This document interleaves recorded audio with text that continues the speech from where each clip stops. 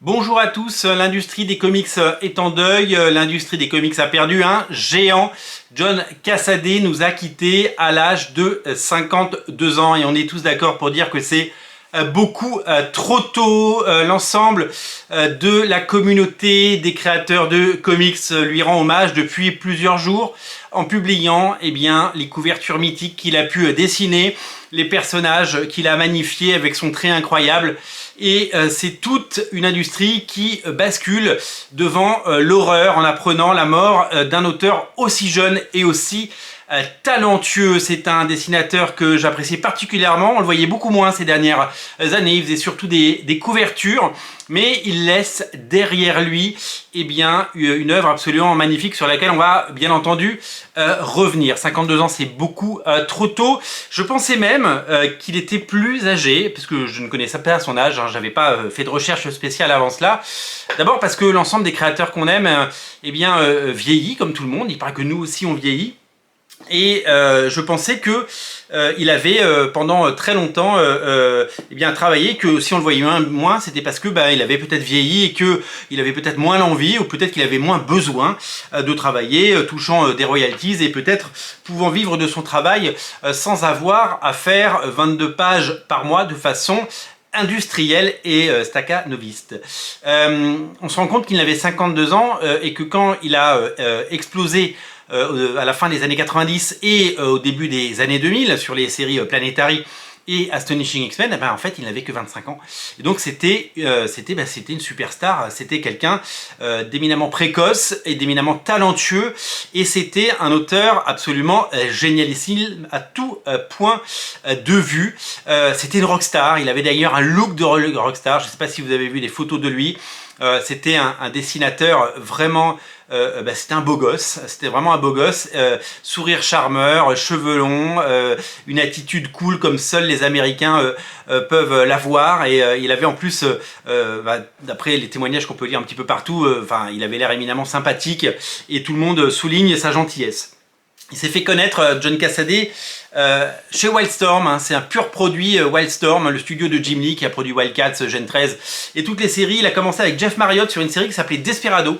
Je sais pas si cette série est sortie en France, mais c'est une série dont je me souviens quand c'est sorti, je me souviens des couvertures, je me souviens de ce dessinateur qui est arrivé et je me disais mais il est pas mal, il est bon, il y a quelque chose. C'est Jeff Marriott qui scénarisait cette série, et déjà il devait être tout jeune, il devait avoir 18-20 ans, il avait ce talent fou, si bien que son prochain projet a été chez Wildstorm, et vous le connaissez parce que vous l'avez peut-être lu, c'est Planetary de Warren Ellis, 27 épisodes, édité chez Urban en 2 volumes comme ça de luxe, ou en nomade, puisque ça existe également en petit format. Alors là on a pris une claque totale quand on a découvert Planetary. J'ai la chance d'avoir l'intégralité des épisodes en version originale et en single. J'ai les 27 single issues, hein, j'ai les 27 floppy.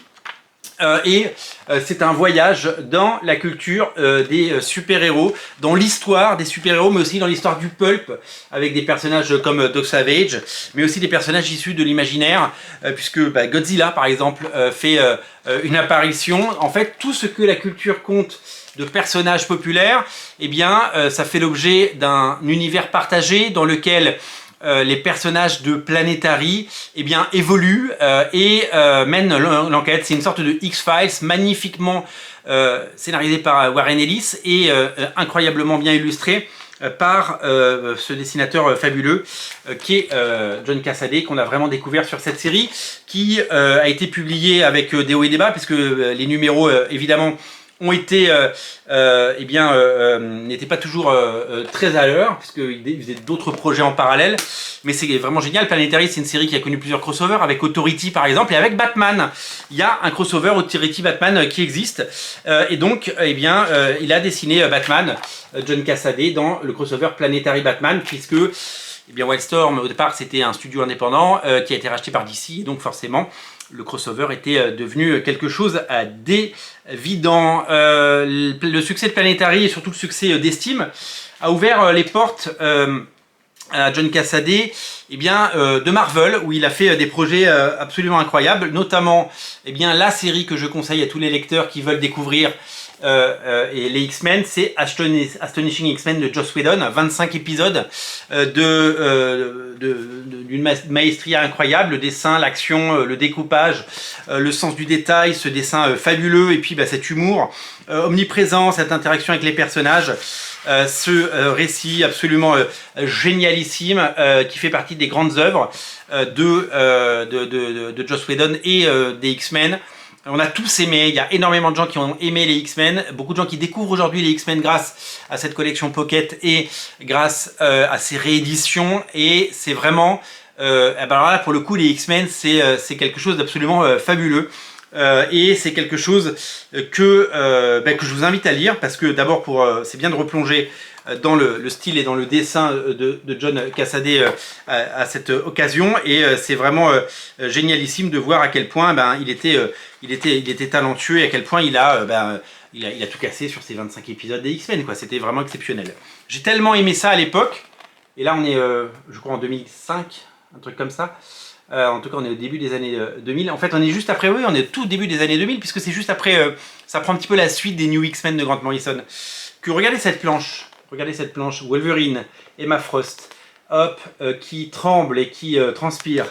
Eh bien, je suis en mesure de vous montrer la planche originale, dont j'ai fait l'acquisition il y a plus de 20 ans, et que j'ai la chance d'avoir aujourd'hui, et je suis très très fier d'avoir un petit morceau d'éternité avec cette planche, parce que c'est un des trésors de ma collection, et vraiment je vous la remontre, elle est absolument magnifique. Je vais aller la ranger évidemment tout de suite après. C'est un bijou total. Ce qui est assez étonnant, c'est qu'il faisait Astonishing X-Men, en plus il faisait un épisode de temps en temps de Planetary. À l'époque il produisait énormément. Et il faisait aussi la série Je suis Légion, publiée chez les Humano de Fabien Nury. Je ne l'ai pas pris avec moi parce que j'ai oublié avant de faire la vidéo, c'est rangé là-bas. 3 volumes, Je suis Légion, ça existe en intégrale, une bande dessinée franco-belge, génialissime, que je vous invite à découvrir. Alors, quand un dessinateur devient une superstar chez Marvel, Marvel lui dit tu veux faire quoi? Et souvent les gens ils vont vers leur Dream Project. Et je pense notamment à par exemple David Finch qui avait fait les Ultimate X-Men, il avait fait plein de choses, il avait fait Ultimatum, et on lui a dit tu veux faire quoi? Et il avait dit moi je veux faire Moon Knight. Et il a fait Moon Knight. Il s'est régalé parce qu'il a coché une case, et qu'il a évidemment il est allé au bout de ses rêves. Et John Cassaday il a voulu faire Captain America, et Marvel lui a laissé le loisir de faire 6 numéros de Captain America. C'était scénarisé par John Ney Reber, et là on a vu un Captain America très très différent. Alors on est des années avant Captain America au cinéma, on est des années avant les Ultimates, non il y a déjà eu les Ultimates, pardon, parce qu'on est en 2003, c'est vraiment une version post 11 septembre de la série. C'était une série Marvel Knight à l'époque, dans une Amérique qui a perdu foi en son drapeau, et qui a besoin de se reconstruire. C'est un récit génialissime, et c'est à ce dessinateur, John Cassaday, que l'on doit ce costume de Captain America que vous connaissez tous maintenant. Regardez la beauté du dessin, avec les écailles, vous savez, toutes les petites écailles qui sont une sorte de cotte de maille d'armure. Et c'est John Cassaday qui a créé ça, et on lui doit ça. Regardez, on le voit bien ici sur ce dessin, c'est lui qui a fait ça.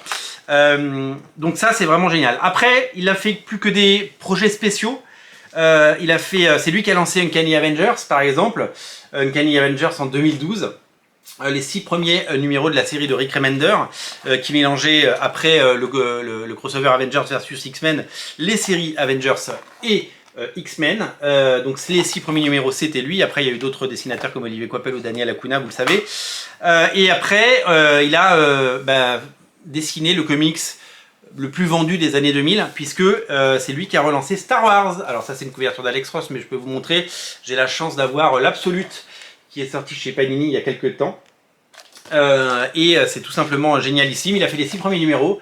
Le premier numéro de Star Wars s'est vendu à 1 million d'exemplaires. Quand je vous dis que John Cassaday était une rockstar, je pèse mes mots, parce que c'est vraiment quelqu'un qui a marqué l'histoire des comics et qui l'a éclaboussé de son talent, clairement.